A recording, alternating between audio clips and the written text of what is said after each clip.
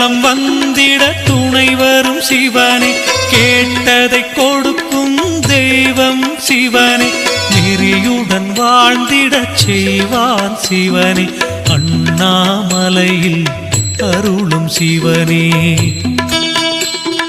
பறவையும் விலங்கும் வணங்கிடும் சிவனே, பண்புடன் மனிதனை படைத்ததும் சிவனே. இறைவன் என்றால் அவன் தான் சிவனே, அண்ணாமலையில் அருளும் சிவனே.